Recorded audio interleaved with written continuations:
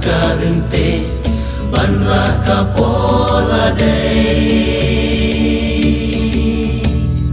kinsa tono cakaputa chongni haginong way bare pakraw tungin yang banyale hoy hoy hoy hoy tupan bona ulay Rikasi pola day bangin yang geli kokun hinyau trep hinyau skum em wasa hajindum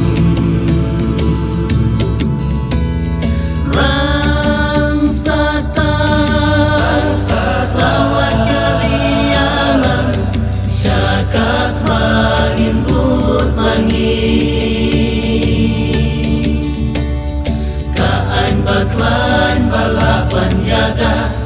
Haswaban serkasi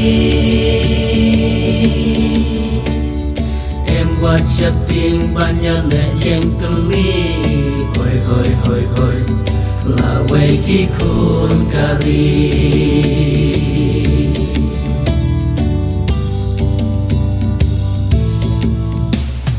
Nama kiswai rupa kiklet lawai Kikun kikti Haba syabar kidon cai narempai Kum using kikerho Wacak rendit ku para rikat ba Dang syai kasih Jingdong tan lap nong rengin sakela Hoi hoi hoi hoi Jing sukan ong don shu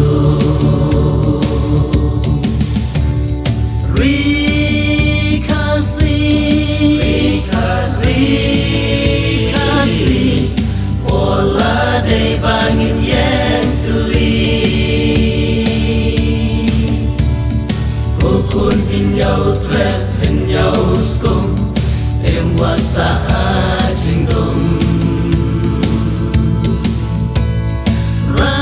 Rangsata lawat kalialan syakat mangin but mangi Kaan baklan balapan yada Haswaban serkasi Em wat syapting banyale yang teli Hoi hoi hoi hoi Lawai kikun kari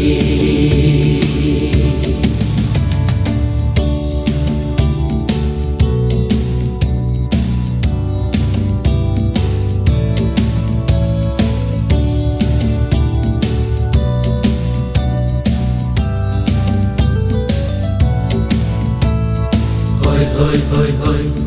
Hoi hoi hoi hoi Kinong indon Hakiling kakin jai Kim tip ay ay Ondala poy kita kimenderi Nang negin pecha ay Lingam long try Mulyang maram toyeng Kung shipara Layak laim Jing suka jat penriu Hoi hoi hoi hoi Tutur hapden katma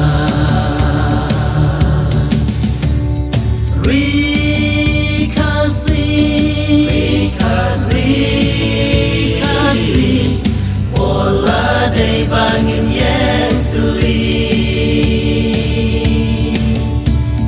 Kokun hinyau trep hinyau skum em wasa hajindum Rangsata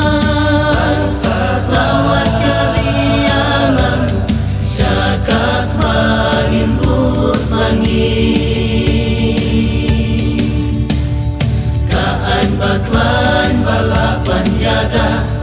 haswa banser kasih